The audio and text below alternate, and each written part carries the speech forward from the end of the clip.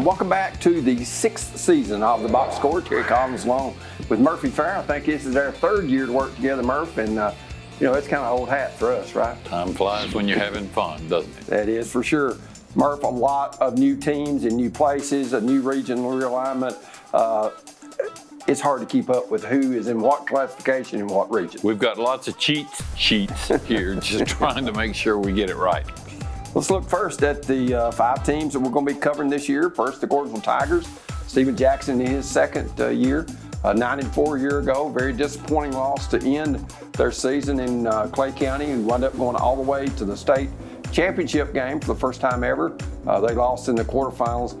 Their players to watch: Cannon Musgrove, running back; Brady Gentry, outstanding receiver; Kyle Adams, great receiver; and then the quarterback, Jay Foster. I think Gordonsville's going to be okay. They got a lot of kids back from last year, and I think even more important than that is the fact that Coach Jackson knows the kids. The kids know Coach Jackson much better than they did this time last year, and I think they'll all work together a whole lot better. Gordonsville's schedule, of course, has changed. They still have that opener that we'll have here for you on DTC 3 against the Owls on Thursday night. And then 8 days later, they'll play at home against Watertown right here on DTC 3. They go to Trousdale, Joe Burns, DeKalb, Monterey, 4 weeks in a row. They'll be on the road. Then they've got Forest at home, then at Red Boiling and Bledsoe County, a team that I don't know that Gordonsville's ever played before. They'll have at home. And then a huge, what everybody thinks will be a region championship game in Gordonsville against Clay County to finish the year. Probably so. Not a lot of gimmies on that schedule. It's a pretty tough schedule when you think about where all these other teams have been before, but I think Gordonsville will weather the storm just fine. Let's go ahead and look at the projections. Gordonsville 1, Clay County 2, Joe Burns 3, Red Boiling 4. That's par for the course. Of course, Clay County last year won the region championship and got the second matchup in Salina on their way to the state championship game. Only 4 teams in the region. They're all going to the playoffs. Right. We'll just have to see who's at home and who's away come November. Gavin Webster, 19th season. He and Steve Trapp, the senior members in this area, both, I think, in their 19th season, 131 wins, 73 losses. Gavin's team last year struggled. They were 4-6, but they've got some key pieces returning in Caden West and Kwame C. and Adam Cooper and Brett Price at quarterback.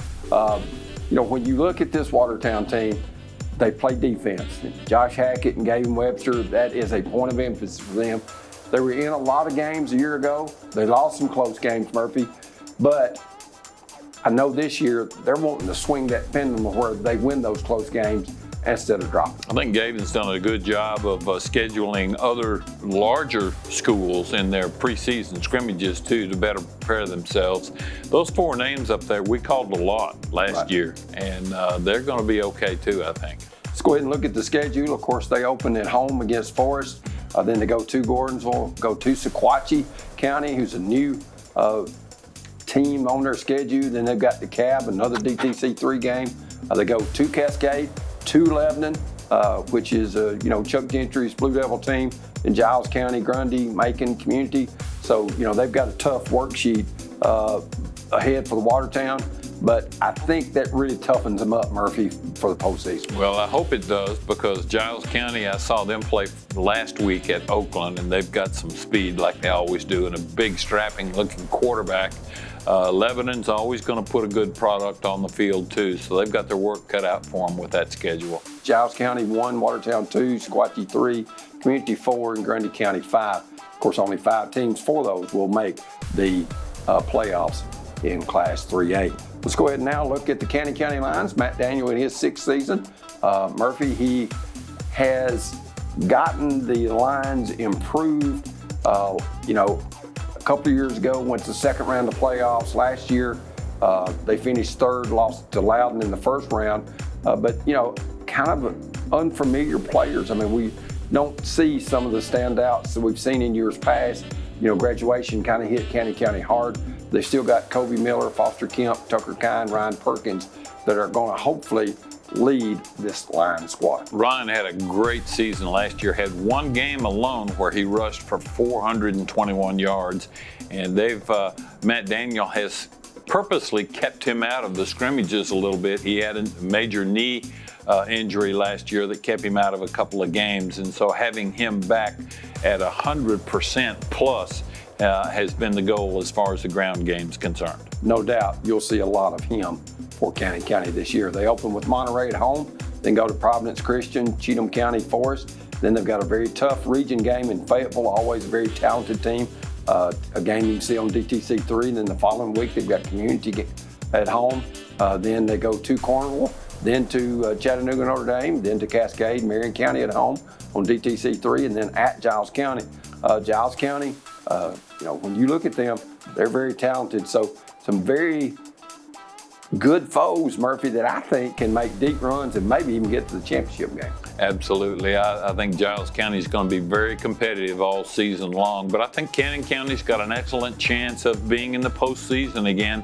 Got some new people on the schedule, and I know Coach Daniel has to be awfully excited about what the 2023 schedule can bring. Let's look at the projections. Fayetteville 1, Marion County 2, Cascade 3, Cannon 4, and Forest 5. Cannon played Cascade really close last year, and I think that one could go either way. That game's going to determine the third place, I think. Let's look at the Owls of Smith County. Matt Dyer in his third season, coming off an 11-2 year last year where they were region champs. They lost to East Nashville in the quarterfinals at home. Peyton Higgs, Javi Gaspar, Riley Martin, the freshman quarterback, and Ethan Maybell, 4 keys, but they've got a lot of experience returning with about 8 starters on each side of the ball for the Owls. It's going to be awfully big and awfully tough along that offensive line for sure. Look at the Owls schedule. Of course, Liberty Creek, a team out of Sumner County, a new foe at East Robertson, going to Cross Plains. Then you've got Westmoreland, who is now a region game. And then you've got Monterey, a new opponent for the Owls. Only about 43 miles between or 45 miles between the two schools. But Monterey has always gone east. This year, they're going west. Yeah, it's going to be interesting. Coach Hughes does a great job up there, and they played very well at the 1A level, and I don't believe the move to 2A is going to slow them down at all. Let's go ahead and look at the kind of outlook. They've got Smith County and East Robertson. A lot of those have been flip-flopped during whoever's predicted. Trousdale 3, Monterey 4, Westmoreland 5, Jackson County 6. Don't count Westmoreland out. They always put a quality product on the field with Coach Perry's Eagles. Yeah, anytime you got a guy at the head coaching position whose last name is Perry, you've got a war on your hands for sure. Let's go ahead and look at the DeKalb County Steve Trapp in his 19th season. 100 win, 100 losses for Coach Trapp, 6-5 a year ago. Of course, they're playing in a very, very tough 4A region. They lost to East Hamilton 21-14. They, got Briz Trapp, who was hurt some last year for them, returning at quarterback. Ari White, a senior. Malachi Trapp, an outstanding athlete for the Tigers. And then Will Ferris, another senior. Some of the players that'll be headliners for DeKalb County. If that region wasn't tough enough, the fact that White County moves down to 4A and is now a member of that particular region just gives you another tough opponent to play. But I'm a big fan of Coach Trapp, and I think he's going to have his team ready. And I look for them not only to get to the playoffs, but at least go 3 rounds, maybe 4. The thing with that, of course, you're going to go to Region 3 4A, which is usually Chattanooga area. Of course, when you look at the breakdown of that, I'm still dizzy trying to figure it out sometimes. But when you look at the DeKalb County schedule, there is really no, gimme game, because they're non-district. They've got Smith County, they've got Watertown, they've got Gordonsville. 6A Warren County. Right.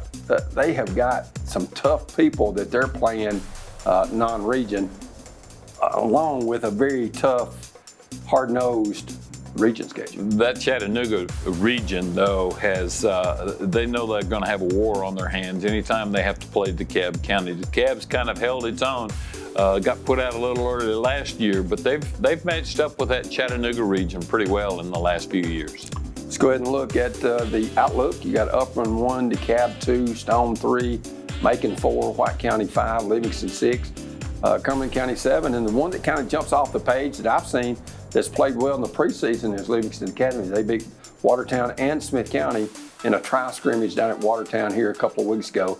I think Livingston, who has been winless for quite a few seasons, good things are going to happen for them. They've got a new head coach up there too, not new to the program, but he's been out of football a while, and I'm sure he's going to bring a lot of pep and vigor and all that good stuff to the program. Livingston not used to losing football games. No, they didn't. They had no way to go but up from last year. We'll have an interview with Smith County Owls head coach Matt Dyer when we return to the box score, sponsored by Carthage Safeway.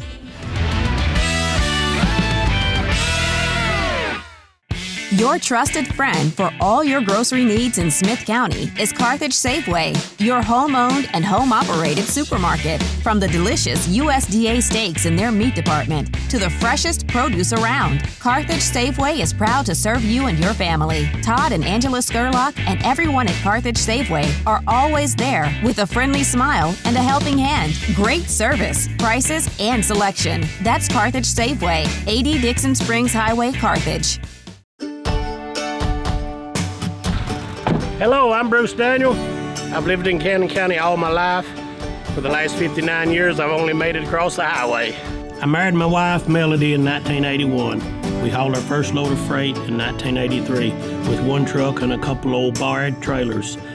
We found a way to make it. Our employees are the backbone of our company. Some of our team members have been with us for more than 30 years.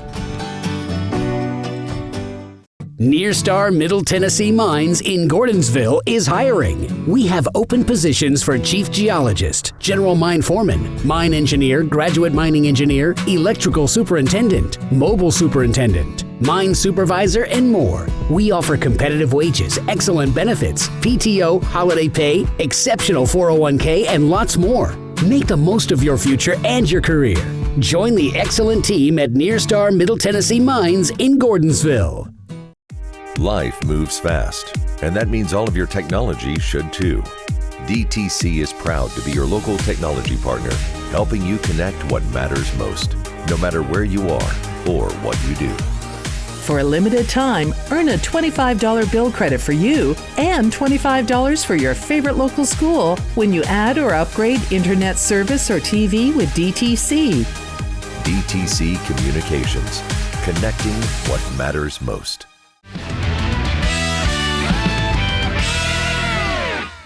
And welcome back to the box score. Terry Collins along with Murphy Fair. We want to thank Carthage Safeway for being our sponsor. We've been joined by, I guess it's third year head coach, Matt Dyer. Matt coming off an impressive 11-2 year.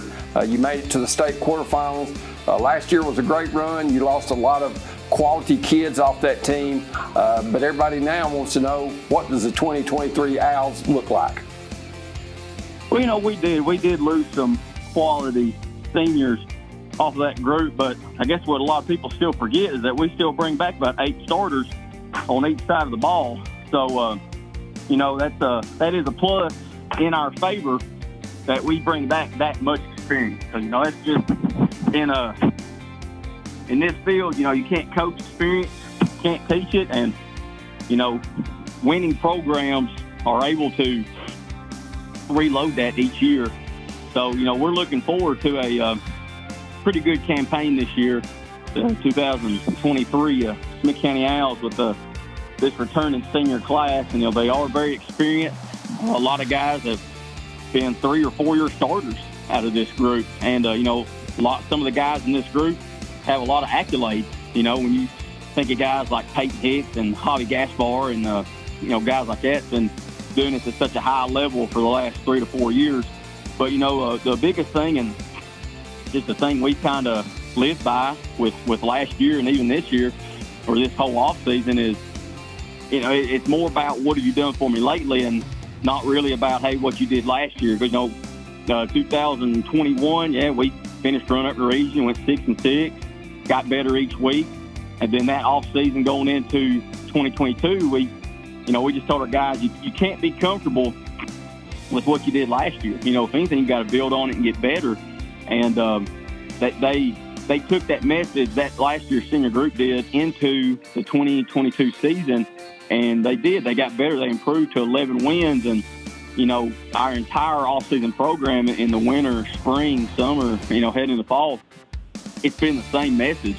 It's been, you can't dwell on what you did last year. You can't hang on to the coattails of the senior group that came before you that won 11 games and went to a quarterfinal game and, won a region championship because, no one cares. No one cares what you did last year. It's all about going 1-0 each week, and that's what we preached just every week since our staff has been here. Just go 1-0 each week and win each day, win each week, and then when you can string together a lot of those little victories, you can see improvement, heading into, a big victory, and then moving on to the next week, not dwelling on the past, but getting better and, preparing for that next opponent. So that's what, our guys have done a great job of being just day-to-day, week-to-week, and going game to game, with those small victories and those small improvements. So we're looking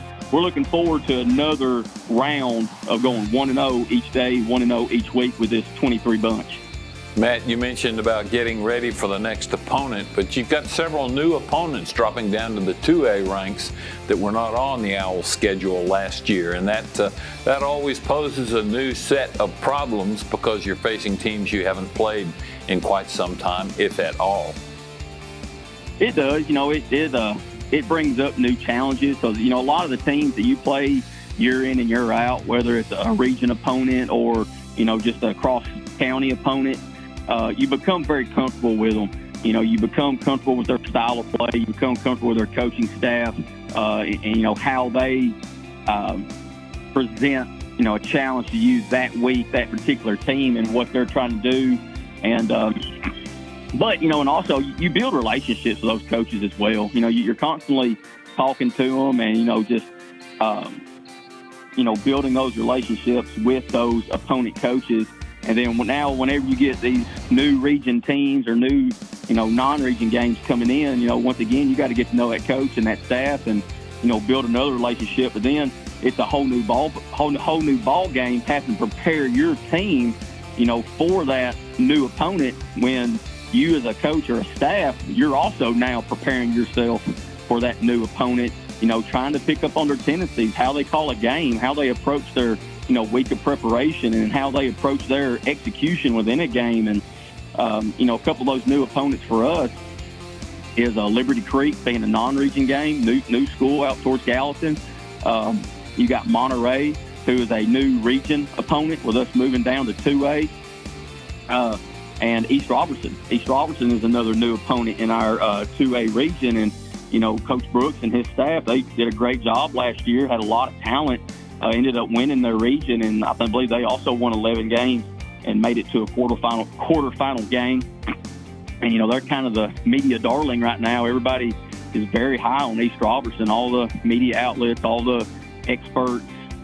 So, we've got a challenge in itself within that region foe, kind of like we did with East Nashville the last 2 years. Everybody was high on East Nashville, and rightfully so, because they made it to the, state championship game 2 years in a row in 3A. But, and we also have Upperman back on the schedule being a non-region opponent. Coach Kane, they've raised the bar, raised the standard over at Upperman. They became to be known as a very physical football team, making deep playoff runs each year. That's a testament to Coach Kane and his staff. But, with all these new opponents, we've still got some familiar faces. We've got Macon County, a very good 4A football team with Coach Kyle Shoulders, what he's done, and, Mr. Football finalist Gabe Borders. They had a good year last year, and he does a great job with that program and has. And then we also have Westmoreland. That is now a region opponent. We've played them the last few years, very close games. Coach Perry, they do a good job with that program. And, of course, Gordonsville and Coach Jackson and, Coach Adam Shaw and Coach Matt Petty, Scott Clemens, all those guys, that's just a testament to 1A football right there being Gordonsville. They're always a standard, always in the talk for deep playoff runs, 1A championship runs. And, of course, Jackson County, that's another familiar face within our region. And then Trousdale County is now in our region. So, we do have a few new players on the field, but we've also got some familiar faces as well. Coach, the unknown, I guess you could say, was at quarterback. Of course, you had Caden Powell last year, rushed for nearly 1,000 yards, threw for nearly 1,000 yards, transfers to Beach. Looks like Riley Martin is going to step in. So I know that the gray on Matt Dyer's hair / beard is graying even more, because for the second year in a row, you're looking at starting a freshman quarterback in a very hostile situation when you go to Gordonsville on Thursday night. It is, and if you think about it, it's probably our third year in a row of having to find a brand new quarterback going into the season, because my first year up here, our starting quarterback, who was the incumbent from the year before, Johnny Lida, got hurt in our last scrimmage and missed the season at quarterback, and we had to put sophomore Peyton Hicks in there. And then, of course, last year, like you said, Caden, great talent, transfers to Beach, a little over 1,000 pass yards, 1,000 rush yards, nearly 30 touchdowns, only turned the ball over 5 times, but he was still, a 15-year-old freshman, a phenomenal 15-year-old freshman, but nonetheless. But now here we are in year 3, and, we're having to break in a third starting quarterback in as many years. And once again, it's going to be another 15-year-old freshman, Riley Martin. But, having said that, Riley is a exceptional athlete. He's already getting a lot of look from SEC caliber schools for baseball, because, the sucker throws a daggum 90 mile per hour fastball. And, but he's more developed than most 15-year-olds. He's already about 6'2", 175. So he's got great size to him, and he's probably going to keep growing a little bit. He's got a cannon of an arm, but he has very nice touch to put the ball in tight windows, and he's very confident in, taking control of a huddle. He has been all offseason, and, he takes coaching very well, and we're asking him to do a lot of things, and he has responded very well to that in every scrimmage and jamboree and even our practices that we've had. But, like I said earlier, he's an athletic kid. He can run, too. He's one of the fastest kids on the team. He's a pretty strong kid. We expect great things out of Riley this year. But just like Caden last year, we have a large senior class to support him. We have a lot of very talented skill positions around Riley. And Riley is not going to have to win us football games. He's just going to have to control the game, maintain the tempo, and not lose games, and not, make a lot of mistakes. Because any 15-year-old freshman being thrown into the fire is going to make mistakes.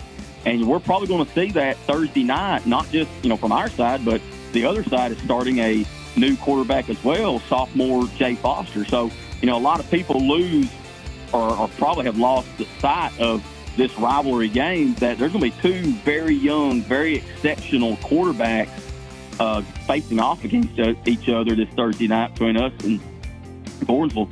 And, it's going to be very fun to watch. But just going back to Riley, he has a great supporting cast around him. We've got 3 or 4 running backs that can all do great things with the ball. We've got about 4 or 5 receivers and an exceptional tight end in Riley Lawler, who has done great things for 3 years, that can all be very dangerous with the football.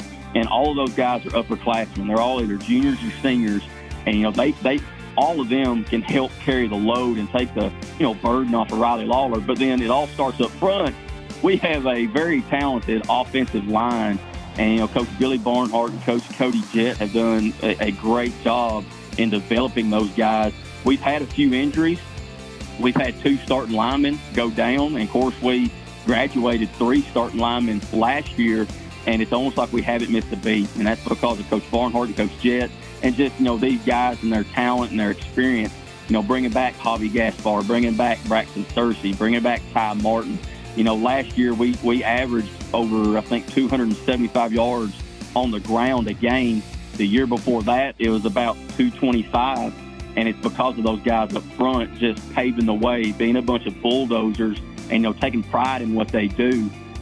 So, we have a lot of pieces around Riley, and he's going to excel at what he does, and he's probably going to make some plays of his own as well. Matt, sounds like it might be a fun game for the fans to watch. I don't know about you and Coach Jackson with so much youth in those 2 important positions. Well, Matt, we appreciate you visiting with us, and best of luck in Gordonsville on Thursday night, the game you can see right here on DTC TV. Merv, Terry, thank you guys. Appreciate you every time. We'll have an interview with Gordonsville Tigers head coach Steven Jackson when we return to the Box Score, brought to you by Carthage Safeway.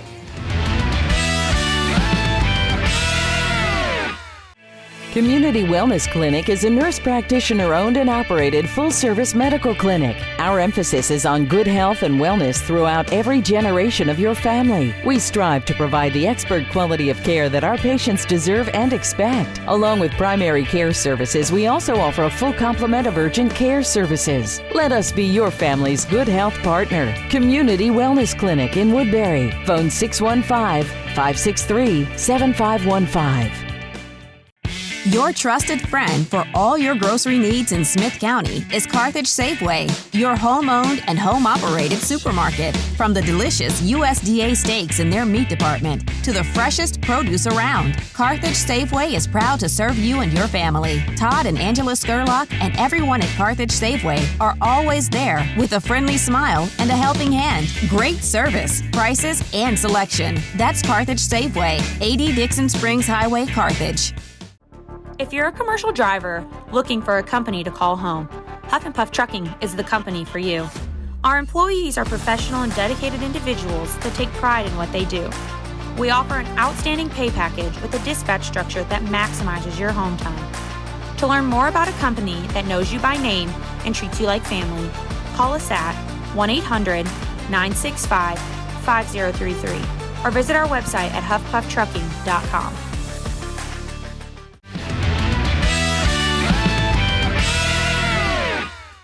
Here with head coach Steven Jackson of the Gordonsville Tigers. And Coach, first of all, I know this is your second year. Are you less nervous than you were a year ago at this time?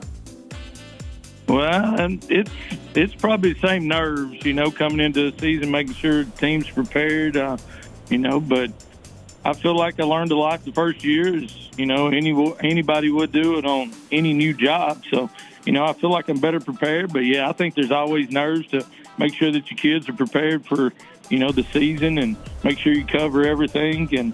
But yeah, I think, a little bit better prepared though. I think your players are probably better prepared too. They had to work under a new coach, just like you had to take care of new athletes on the field. And I would assume that most everybody involved in Tiger football, maybe a lot of those unanswered questions last year are things of the past, and y'all have acclimated well.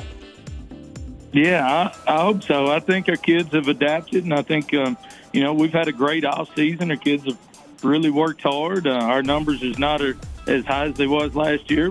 We put a little bit more time in and pushed them a little bit harder to, try to get over the hump of, the games we lost last year and hopefully get over the hump of a third-round playoffs. Steven, I know last year, looking back at it, has had to be great motivation for you and your team. You go to South Pitt, if I remember right, in the second round of the playoffs and get a huge win. And a lot of people think, well, we've got Clay Canyon again. We're going to go up there. They had beaten you in the final regular season game, and you just didn't play well at all. Wound up losing, real one-sided. That had to burn not only on the coaches, but the players as well. You don't see Gordonsville lose like that in the playoffs, so that's got to be great fuel for your squad in the offseason. Yeah, and that's, like I said, we had a great win at South Pitt, and, I think it was a situation where maybe we didn't handle success going to South Pitt and winning and handle it right the next week. But, that's to take nothing away from Clay County. They had a great football team, a lot of seniors on that football team, a great coaching staff that, came into that game and, was really well prepared and stuck it to us. But, yeah, that's been a big motivation this offseason is to, like I said, that's not a standard. You might lose a ball game, but we don't want to ever have a lopsided loss on our hands. Steven, both teams in this week's game with Smith County fans are going to be looking at new quarterbacks. Yours graduated, Smith County's moved to another school. How has the race or the competition to run the offense been going with you all so far? It's been going good. Jay Foster is, playing quarterback for us, and we've got this spring, our backup quarterback, Mason Cross, and Jay was both in baseball. So our quarterback this spring was Remington Baines. It got a lot of great snaps. I mean, he was a receiver, and he's going to be a senior, and accepted to row this spring and did a great job. And then, coming in this summer, Jay's done a great job. Mason's done a great job. And then Remington Baines is still playing some quarterback. So it's a situation where I think they've pushed each other, and they have, they're for each other. They want each other to have success. And it's, Jay's probably he's going to get the starting job Friday night. And he's, a guy that's really smart, and feel like he's going to put us in the right situation. Stephen, when you look back at the unknowns, and when I say unknowns, anytime you're a first-year head coach, you're not as comfortable, and Murphy alluded to that a minute ago, but now when you throw not a freshman quarterback, a sophomore quarterback that is a first-year starter, what's some things that you're going to try to do just to calm his nerves? I mean, you've coached in this game, you've played in this game, you realize how big it is. There's self-induced pressure.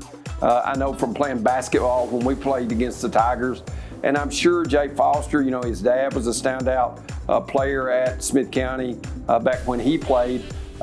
Jay knows how large that moment is, and I think sometimes you maybe get overhyped or too nervous or whatever. What's some things maybe that you can do to settle his nerves?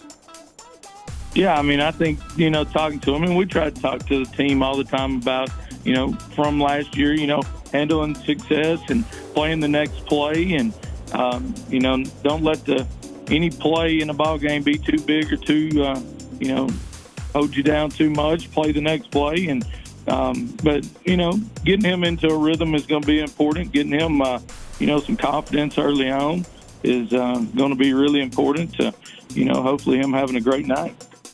Coach, something else that's going to be a big factor in that ball game is your offensive line, how well they can protect him and give him the time to make the decisions that he needs to make to be successful. Tell us a little about your offensive line and how they're shaping up. Well, that's one position.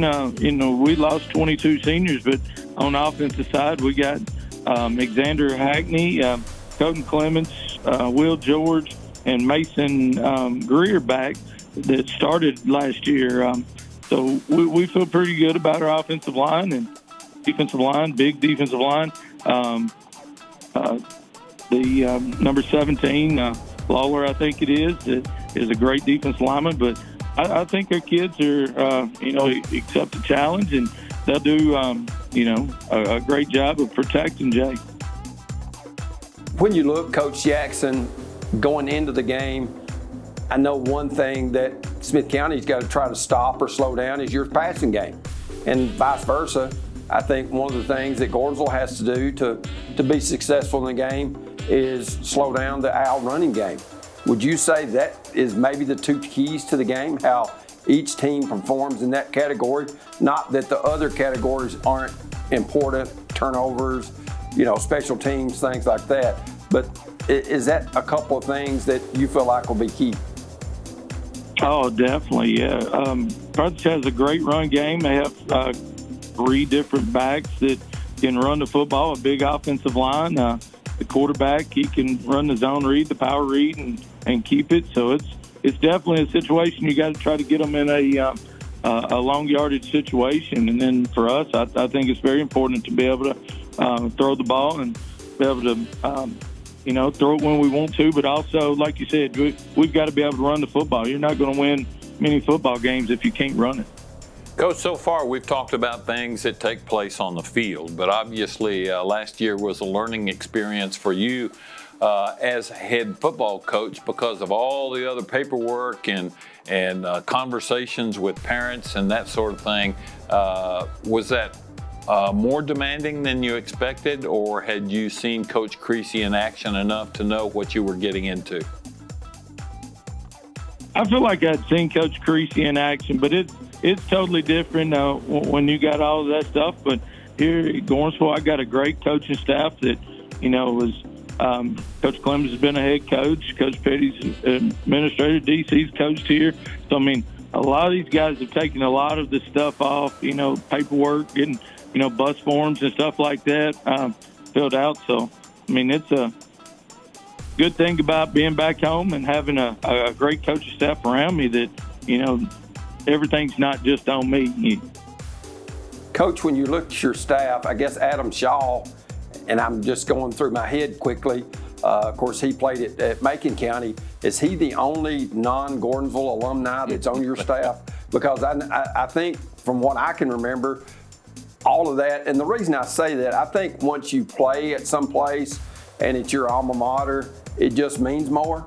And I don't mean that you can't be a coach, that Adam Shaw can't be a good coach at Gordonsville. That's not my point, because I know he heads up your junior high team as well. But still, when it comes to that, I think the pride that these men have in wearing that blue jersey and then coaching a lot of them for 15, 20, 25 years adds that much more importance to the program. Their blood runs blue over there, doesn't it, Terry? That's true. Yes, sir.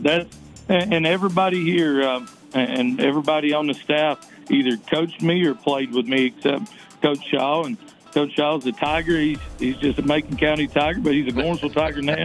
And he does a great job. And I think it's really important because these kids see the guys that was out there. Coach Bush is playing quarterbacks back in the 90s. Everybody played, and everybody can show their highlights or see pictures in the hallway and see their coach up on the board.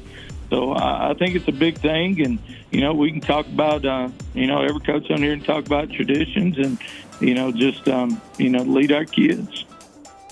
Coach, Thursday night's going to be the game this year. If I remember right, last year the game was on Saturday night, this year on Thursday night, which gives area fans an opportunity to come to Gordonsville. The weather's supposed to be great, no rain in the forecast. So, I mean, as far as the setting for a high school football game, it's pretty special at Turney Ford Field on Friday night, or Thursday night this year.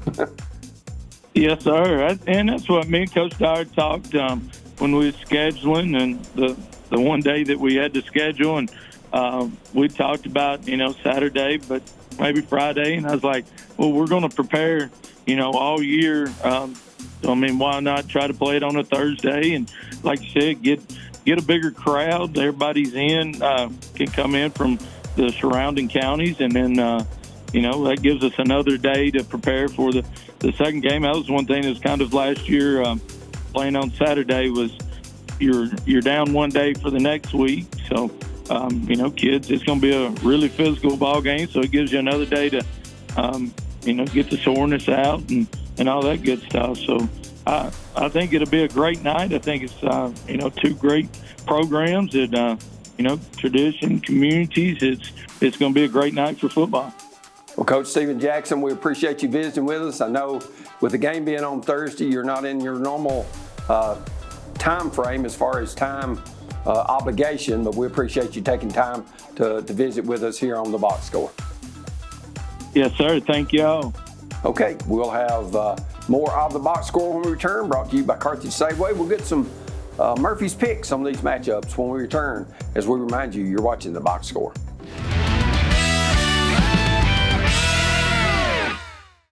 Do you ever worry about the safety of your home when you leave? Or at night while you're sleeping? Then give your home a professional security makeover with help from DTC Security. For just $49.99, get a system with a touch keypad, 3 window or door sensors, motion detector, key fob, and standard installation. There's never been a better time to get started. Contact us and start your home's DTC Security Makeover today. Community Wellness Clinic is a nurse practitioner-owned and operated full-service medical clinic. Our emphasis is on good health and wellness throughout every generation of your family. We strive to provide the expert quality of care that our patients deserve and expect. Along with primary care services, we also offer a full complement of urgent care services. Let us be your family's good health partner. Community Wellness Clinic in Woodbury. Phone 615-563-7515. Nearstar Middle Tennessee Mines in Gordonsville is hiring. We have open positions for chief geologist, general mine foreman, mine engineer, graduate mining engineer, electrical superintendent, mobile superintendent, mine supervisor, and more. We offer competitive wages, excellent benefits, PTO, holiday pay, exceptional 401k, and lots more. Make the most of your future and your career. Join the excellent team at Nearstar Middle Tennessee Mines in Gordonsville.